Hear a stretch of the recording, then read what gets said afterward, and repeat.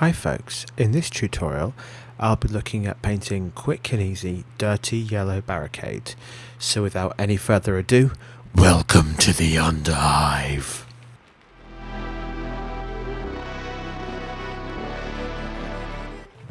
For the first layer of yellow I will be using XV88 from Games Workshop, and I'll be dry brushing this on over a black primer, working it into the model in circular motions. And it doesn't matter if you don't cover on the first pass, because what we're looking to do here is to build up the colour softly and slowly.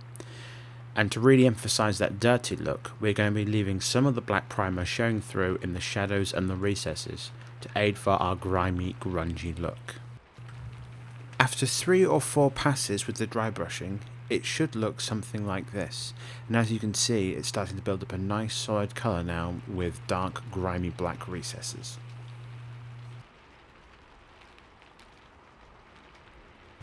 Next, we'll be coming in with some gold yellow from Vallejo game colour to start building up the yellow tones.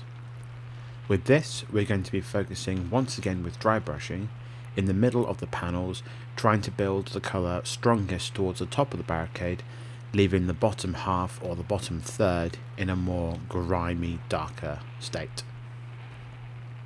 And just like the previous step, we want to do circular motions, slowly building up the colour. And with the nature of the grimy underhive, we're not too worried about patchy paint marks on this. It all adds to the added effect. After a couple of passes with the gold yellow, the barricade should be looking something like this. Now it's entirely up to you how strong you make this colour, but I'm pretty happy with how this looks so far.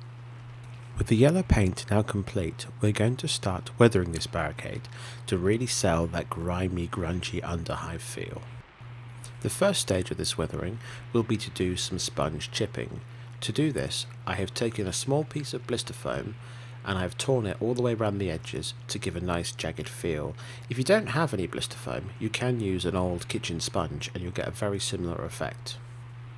Once you have your torn blister foam, you can then dip it in some dark brown paint. On this occasion I'm using Dryad Bark from Games Workshop, and get rid of most of the excess paint onto some kitchen towel or paper towel. Then lightly tap the foam against the model and it will leave behind a random brown chipping effect. The trick with this is to apply a little, see how it looks, and then apply a bit more, focusing on edges and corners where paint would chip away and rust would start coming through underneath. And this is just a matter of going over this until you have an amount that you're quite happy with. Once we've applied the chipping effect, I'm then going to come in with a brown staining effect. To do this, I've taken a small amount of Mournfang brown from Games Workshop and very heavily thinning it down with water to almost a wash consistency.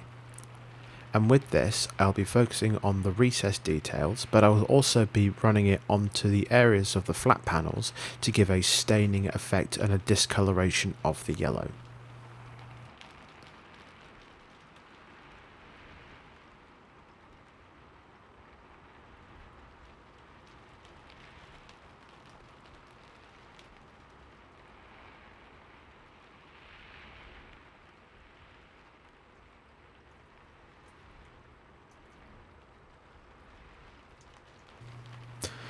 The reason we are using a paint rather than a wash to do this effect is that the paint allows us to have a much more natural stained looking effect rather than the just darkening that a wash would have been run into the recess.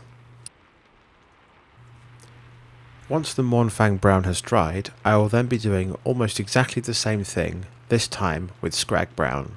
But with this I'll be focusing on undersides or recess details and trying to focus more on creating shadows with this colour, and this is going to allow us to shift any of our yellows back to that more yellowy orangey tone rather than taking on a too brown or too dirty look. It allows us to keep that yellow popping. Once the skrag brown has dried, this yellow barricade is now complete. If you like this tutorial, why not consider subscribing? It's free of charge and you'll get updates in your YouTube feed on further tutorials just like this one. See you next time, folks.